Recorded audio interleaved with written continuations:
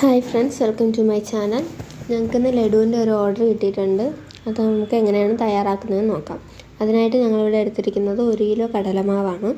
അതിന് കട്ടകളില്ലാത്ത രീതിയിൽ നമുക്കൊന്ന് കലക്കി മാറ്റി വയ്ക്കാം. അതിനുശേഷം അടുപ്പിലേക്കൊരു പാൻ വെച്ച് എണ്ണ ഒഴിച്ച് ഈ കലക്കി വെച്ചിരിക്കുന്ന മാവിനെ ചെറു ബോൾസാക്കി വറുത്തെടുക്കാം.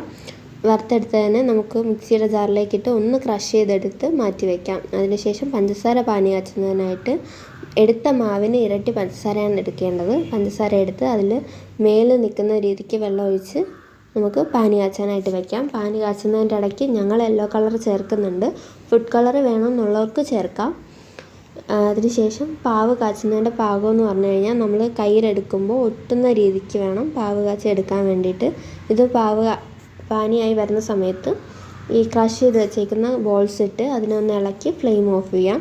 ഫ്ലെയിം ഓഫ് ചെയ്തതിന് ശേഷം അതിനകത്ത് ഏലക്ക പൊടിച്ചത്, നെയ്യ് എന്നിവ ചേർത്ത് നന്നായിട്ടൊന്ന് മിക്സാക്കി ചെറു ചൂടോടുകൂടി ഉരുളകളാക്കി എടുക്കാം.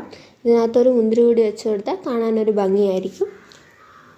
ഇങ്ങനെ ഉണ്ടാക്കി എടുക്കുകയാണെങ്കിൽ നമുക്ക് നല്ല സ്വാദിഷ്ടമായ ലഡു വീട്ടിൽ തന്നെ തയ്യാറാക്കി എടുക്കാം.